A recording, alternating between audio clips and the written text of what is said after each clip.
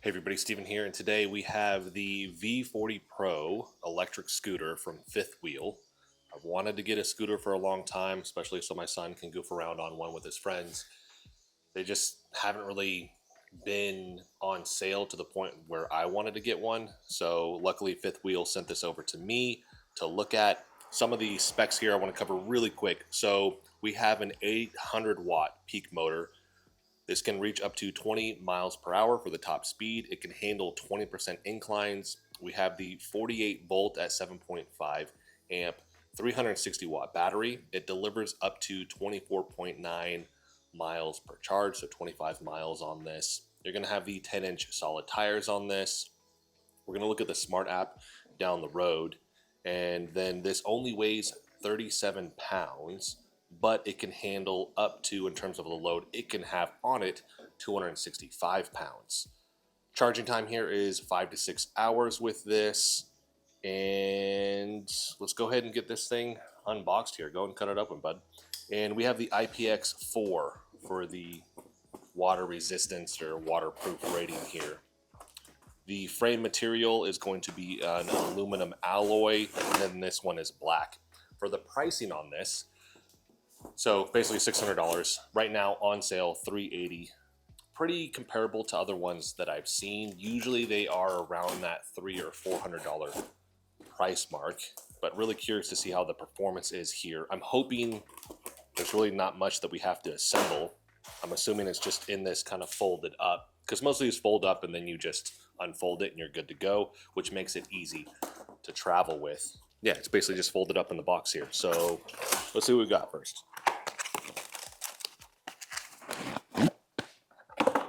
All right, so we got our charging brick here with our plug-in. We'll see where we actually have to charge this. So we got this, and then on the side here, it looks like we do have some screws. We get our multi-use hex key thing here, or Allen wrench. So we may actually have to assemble a couple things, and then we should be good to go. All right, man, go ahead and get it up.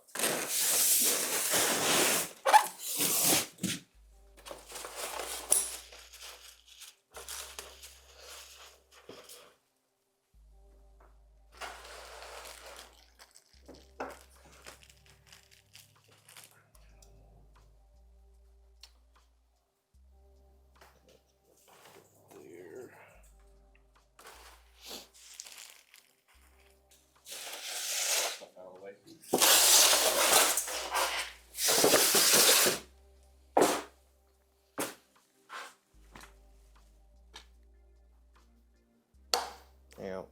There you go. Just have to force it. Yeah, you don't push it out first, you just push it in. Okay. All right, should be good to go. That's just an extra.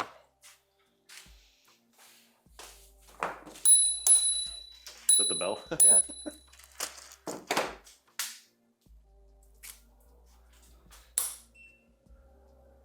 What is that? Oh.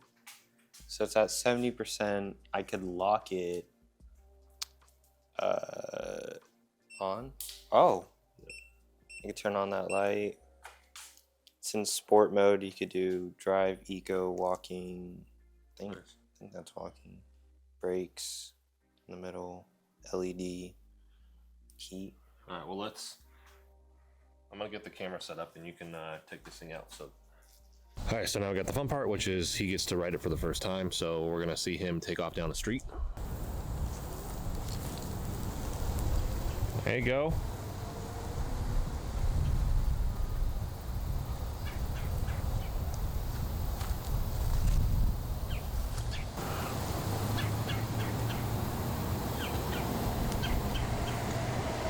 So before I talk about the driving experience and all of that, I do want to look at the app.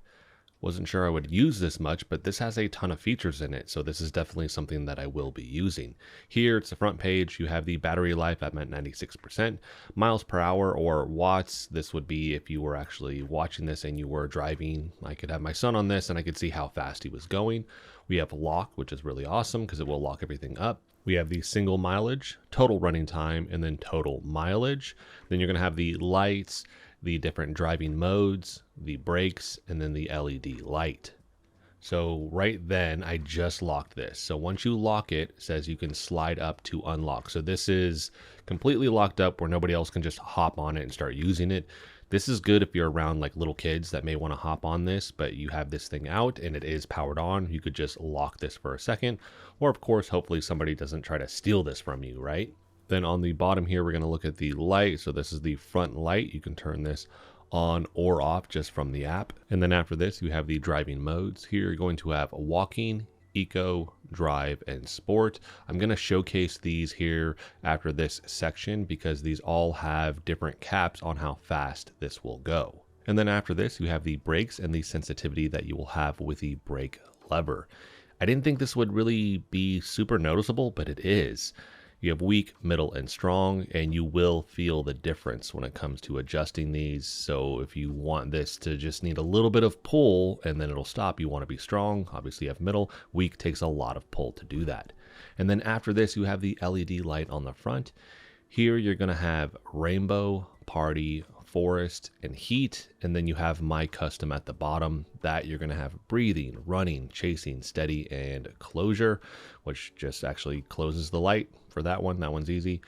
And when you do the my custom, it actually brings up a color wheel, and then any of the colors that you want on there, you can just cycle through all of them. I like when a product has the color wheel, by the way, and not just like 10 blocks of colors that you just click on one. No, you can do any scale within this color wheel, which is awesome. The only thing I have noticed here is that the color red struggles for some reason, where it looks really washed out almost. It can do a very pure red because the heat preset shows red in that one and it looks like red, but here for whatever reason it is washed out. But hopefully that's something that they can just fix with a firmware update down the road. And then last we have the settings tab. Here you could rename this if you want to. You can change the speed units on the display. You can also adjust the zero start. Essentially you can have this so once you press the throttle it will go, or if you don't have this turned on, you actually have to start moving this a little bit before the throttle will actually kick in. After that, you have the cruise control. If you enable this, you hold a speed for about 5 seconds and then it essentially locks that in, enabling the cruise control, and then it won't actually drop that speed until you hit the brake.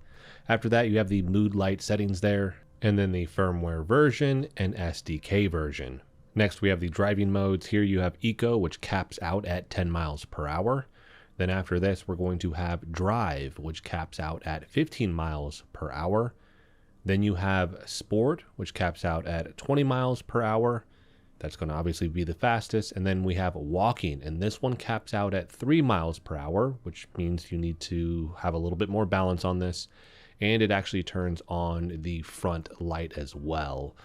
So here you're going through some area that you need to have more control, and there's a lot of just twists and turns and things like that. This mode is going to be really good for that. So this thing is a blast, and it offers a ton of features, which at face value, I wouldn't expect out of a scooter, but Fifth Wheel has really brought so many cool things here, which add a lot of customization to the ride experience. Now, some of those are more apparent, like the lighting on the front of this, but things like the ability to adjust how the brakes respond is what makes this such a great product, in my opinion. The different modes here allow you to adjust this to fit the needs of the situation that you're in, which is awesome. And to me, they are all usable modes, which I would actually use. So if I was using this in an area where I needed to go slow and to navigate around objects, it would be harder if I didn't have the walking mode that this has. Now, I'm not saying it wouldn't be possible if you didn't have this mode. I'm just saying it makes for a better user experience because it locks us into these specific parameters that make it easier to use in that very specific situation. The tires here are solid, which makes it easy because you don't have to worry about filling them up with air. And this has all-terrain front and rear suspension, which I did test in the grassy area by my house. I tried the different modes out there too, and all of them performed great. I tested out the incline response too, since Fifth Wheel says this can handle a 20% slope. And so I pushed this to like 40+%. It's hard to tell in the video, but it is a pretty steep incline on this grassy embankment area, and I did stall out there, but it actually made it up a little bit further than I thought it would. keep in mind also, this is on grass, so I bet this could potentially handle more than the 20% if it was on a sidewalk or street. I have one sloped area of street in the neighborhood, and this handles that with ease. Unfortunately, it's hard to film that and then for that slope to translate to something that looks like it's a slope in video. It almost looks flat when I'm filming with my action camera, but it is roughly the 20 degrees, and again, it handles that with ease. So in terms of performance, this thing is great. And then add to that all the awesome features you get that I mentioned earlier. And here you're going to have a really cool portable electric scooter that comes in at a competitive price point. If this model doesn't quite have everything you're looking for, keep in mind Fifth Wheel also has some other options like the G11 Pro, which has a 40-mile range, 330-pound weight limit, and can handle a 30% incline. They also have e-bikes if you want something with a seat, which I'm hoping I can test down the road.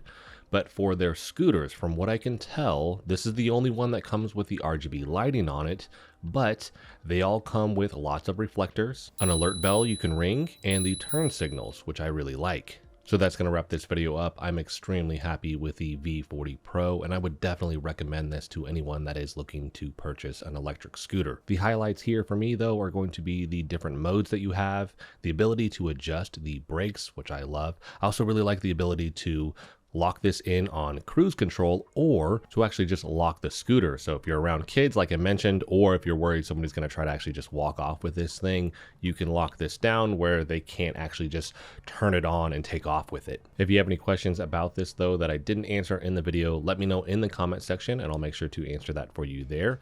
I will also have a link for this in the description if you want to pick this up or one of their other scooters. As always, thanks so much for watching. If you like the video, hit the like button for me as it helps the channel out. If you want to continue to follow along with all my content, hit the subscribe button for me, and I'll see you in the next video.